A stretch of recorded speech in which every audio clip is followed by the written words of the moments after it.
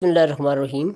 Assalamu alaikum. This is Rustam, and this is a lecture being recorded for BS English third students. This course is being offered at University of Ahmedabad Science and Technology and also Hazara University Mansehra. So this course we teach to BS English third students. The course title is Introduction to Linguistics. So today in today's lecture I'll be talking briefly about branches of linguistics. So first we need to define what is linguistics, and then we'll talk about branches of linguistics. So in today's presentation my talk sequence will be just I'll touch upon the definition of linguistics, a brief definition of linguistics, then what is the structure of language, because actually linguistics is scientific study of language. So we need to know what language is actually, or what are its ingredients. Then we'll talk about two views about language structure. Okay, one is known as structuralist. This is one school of thought, and another one is sociolinguist. This is another school about linguistics. Both have different views about structure of language. This will be discussed in today's presentation. Then moving into microlinguistics and macrolinguistics. These two branches they relate to schools of thought. So I'm going to talk about them in the ensuing lines. Then we are going to talk about branches of macrolinguistics and branches of micro and macro. They are two different words. One studies language at a minute level, or you can say at a narrow level, and another one, macro linguistics, mean study of language at a bigger canvas. Okay, and at the end, question and answer session. So if you have any question after listening to this PowerPoint presentation, you can leave your queries in the description below this video on my YouTube channel. I'll either respond you in written mode, or I'll record another video, and definitely I'll settle down or address your queries. So this is the brief definition of linguistics for BA students, that scientific study of language is known as linguistics. Our systematic study of language is known as linguistics. So it means it is a discipline. It is a discipline which studies language, or what is language, how it is made up, and how we use it for communication purposes, what are functions of language. All this is studies in linguistics. So now, structure of language. There are two schools of thought, as I earlier mentioned. One is structuralist. Like if we name, then we have Bloomsfield, then we have Ferdinand de Saussure. Okay, so then we have there are many structuralists. Even Noam Chomsky can be called a structuralist.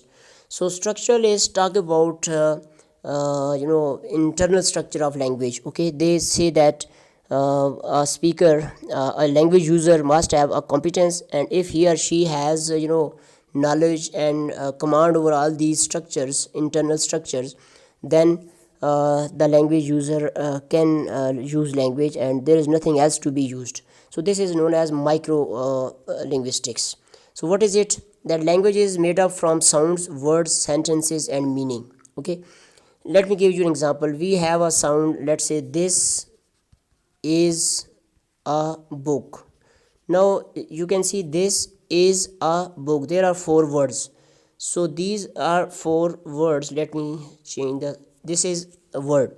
So now what are sounds? Actually, this language piece of language which you can see on the screen, this is made up from sounds. How can we talk about sound? This, now this word this, actually it is made up from three sounds. See this. So this is International Phonetic Alphabet. So consonant, vowel, consonant, these are three sounds. These three sound has given us this word this. Now is, it is made up from two sounds. Is, as you can see on the screen, let me write it here, is. So here is a vowel sound, here is consonant sound. This is a, this is made up from one sound. Okay, this is short. This is this is a book. Let's say book. Book is a word, but it consists of three sounds, as you can see here: consonant, vowel, consonant. So it means actually language is language. On the face of it, we whatever we see, it is a word or a sentence. But actually a sentence is made up from words, and words, when we analyze words, we go back to sounds or phonemes. These are known as phonemes. There are three phonemes in this word.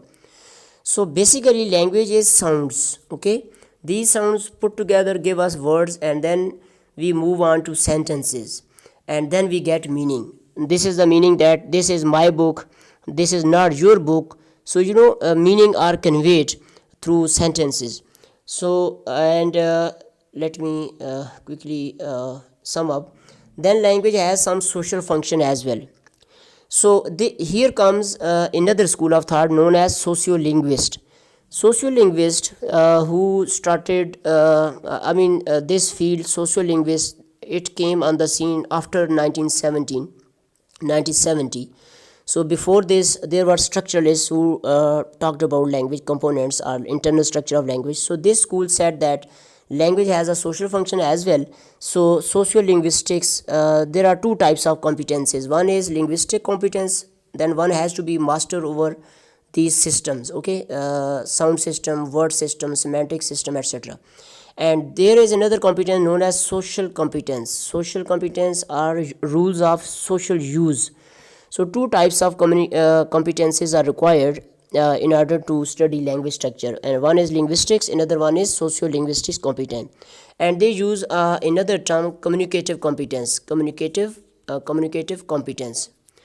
So let's move on. Microlinguistics. Microlinguistics is sub branch of linguistics, which studies internal structure of language, like sounds. Phonetics is a branch of linguistics which studies sounds, and phonology is also a study of sounds. But when we take up one particular language, so we study patterns of sounds in one language, is known as phonology. So in phonology we can use these terms: Urdu phonology, Inco phonology, Pashto phonology, Arabic phonology, Chinese, Japanese, French, German phonology. But with phonetics we can't use like Urdu phonetics.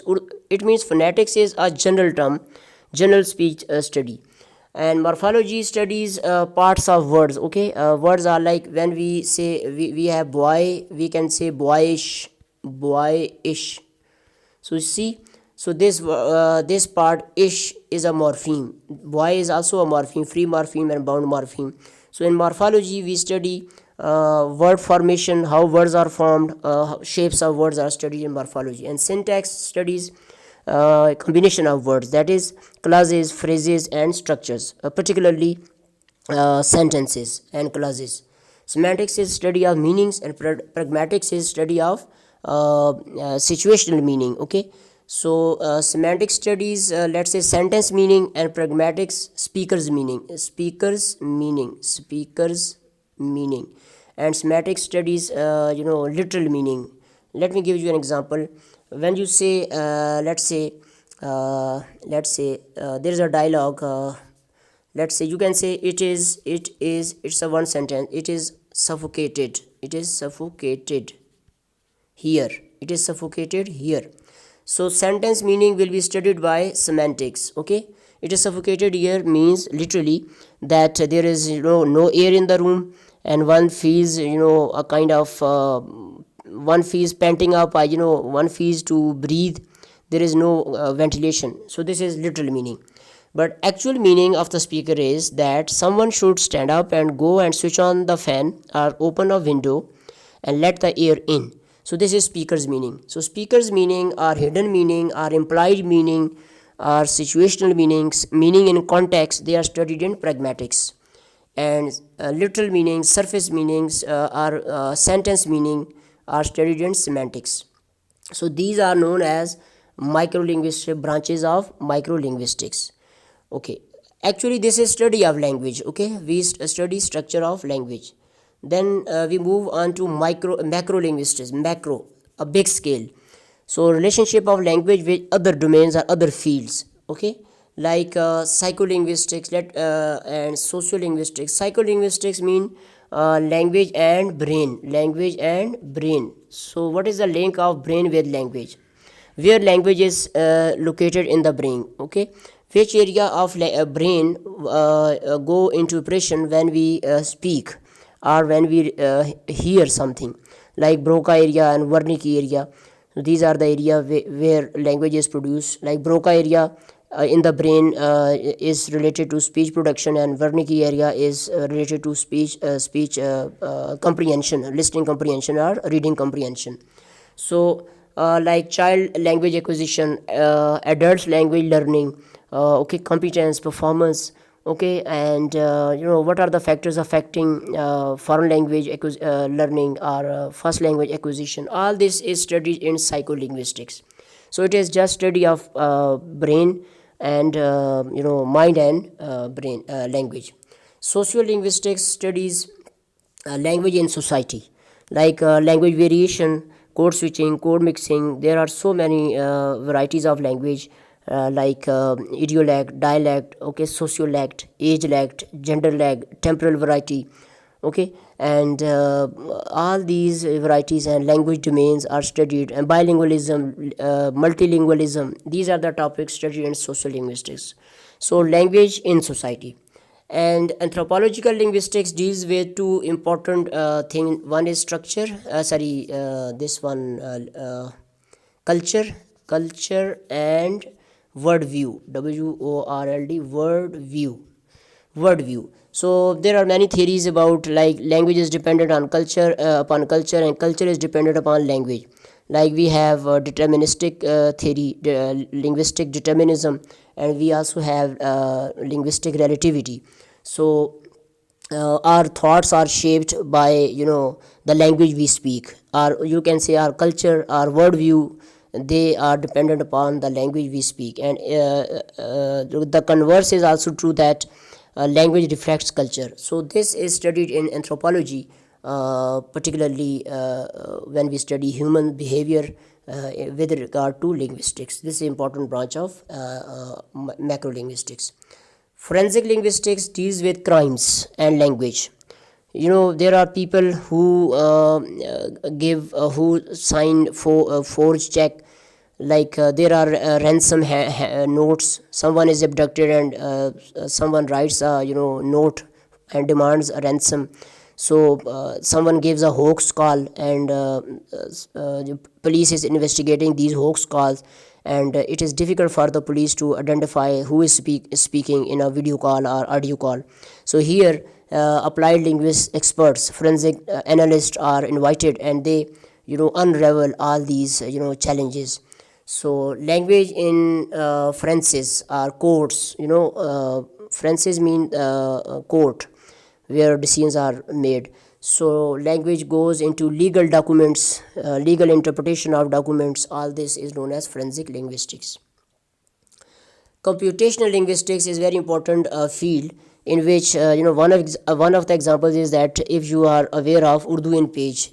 So Urdu in page is a computer program in which we write Urdu. So Urdu Nastalik, Urdu, there are different fonts, and same way in other languages have got. So computational linguistics deals with language scripts, writing scripts, and so many other areas related to computer. And Neuro Linguistics, like actual brain, brain and language. So psycholinguistics is mind and language, okay. Mind is an abstract entity, but brain is a physical entity. So where which part of language, let's say if someone encounters an accident and loses speech. So here the neurolinguist, particularly neurologist, neurosurgeon, they are going to deal with certain part of the brain. So they must know where which part of the brain has been damaged. So neurolinguistics is a field, interdisciplinary field, in which we study speech disorders, like why people stutter, why some people cannot speak certain words or sounds, and what happens when there is an accident and your brain gets damaged or receives an injury. Okay, so all these issues related to speech, etc., are studied in neuro linguistics. Literary stylistics deals with it is an area of applied linguistics, or you can say macro linguistics. It deals with literary text. So literary text have to be analyzed, and there are two approaches. One is literary criticism approach, which is the traditional approach, and the another one is emerging approach, that is stylistic approach. In stylistic approach or stylistics analysis, the literary piece in the literary piece, first we explain parallelisms and deviations. So deviation mean literary text is not an ordinary text, so its language is different from ordinary speech, so it has got deviations like word order is changed, that is no lexical definition, syntax sentence structure is different of a literary text. So there are grapheme means shapes of words like capitalization, graphological deviation, lexical deviation, then we have semantic deviation, and then we have sentence or syntactical deviation. These are deviations. And parallelism mean as we say in Urdu, radif and kafiya, I mean rhythm, meter, and rhymes, and then when we have alliteration, assonance, all this is studied. So all these figurative language or metaphorical language or poetic diction is explained first. This is known as foregrounding, and then the text is given to the reader to analyze its content and message. It's very important branch of macro linguistics. CDA, critical discourse analysis. So discourse means language, written language or spoken language. So language is also used for ulterior motives. So there are vested interest groups. They may be religious groups, they may be political groups. They use language for hidden agenda. Okay, they want to they want to mold the opinion of people, or they want to hide facts from through language, and in a way they are actually exploiting certain groups in the society. This critical language, so readers are made aware of this discourse through critical discourse analysis. There are phrases, there are sentences, and if you remember that when colonials this colonial rule came to India, so it is attributed to, I think, Lord Macaulay or someone, who said that all the libraries of India, or even Arab world put together, can't make a single shelf of a library in West. So actually through this sentence, or through this phrase, he was trying to belittle put he was he was trying to belittle the Indian culture, or library system or education system in India. Like you might have seen, you might have heard the word in Persian like Pado Farsi Becho Tel. The person who studies Persian, he will not have a much status in the society. So in this way they wanted to bring people to English education system. So language is used for interior what should I say, for some some ulterior motives. So there is a mean purpose behind the usage of language. So all this is studied in critical discourse analysis. Then comes information design. So it's a great field. Information, you might have seen different font size, and some poems are written. Herbert's poem, if you remember, it is just like a bird. Okay, all the verses, or all the couplets, they are in the form of words. So information design, how as you can see on this screen, even different fonts, and there all this is known as related to information design. So if information is not presented in a palatable way or digestible way, the readers can't understand it. So information design is applied area of linguistics. Historical linguistics says development of linguistics over different periods. Okay, Like there are schools of linguistics. There was philosophical linguistics, then there are many schools, historicism, and then we have development of language over time. Okay, synchronic development, diachronic development of language. So history of language, of particular history of a language is studied through this. Philosophical linguistics, I mean, in the olden time, in the classical or Latin antiquity, like in particular in Greek antiquity, we have the names of Plato, Aristotle, etc., Socrates. These were the philosophers, and they talked about meanings of words, etc. So this area is studied in philosophical linguistics. So these are some of the branches of macro linguistics, and actually this is the scope of linguistics. If someone asks, be a student, what is the scope of linguistics, why do we study linguistics, what are its benefits, so where is it being used, so you can say that this is the scope of linguistics. So it helps in psychoanalysis, sociolinguistics, anthropological linguistics, forensic linguistics. Then there are so many other branches like corpus linguistics, computational neurolinguistics. So if there were no linguists, there were no applied linguists, then who will help all these fields in real life situations, critical discourse analysis, etc. So in today's lecture, in today's presentation, I just covered main points. As I said at the start, that linguistics is study of language. What is language? Language is a communication system which consists of sounds, words, okay, sentences, and meaning. Then there are two views I discussed: structuralist view and social linguist view. Then microlinguistics, that is phonology, phonetics, morphology, lexicology, and semantics and pragmatics. And macrolinguistics, as I just mentioned, sociolinguistics, psycholinguistics, anthropological linguistics, neurolinguistics. Okay, and these are known as macrolinguistics. Hope this preliminary video warms you up towards the topic. Later on, you can study all this in a different, there are different books available, like you can read Dr. Tarak Rahman's book, Linguistics for Beginners. Then there is a book written by J.H. Sun. J.H. Sun study. Then we have a book, Study of Language by George Yule. Okay, so there are so many other books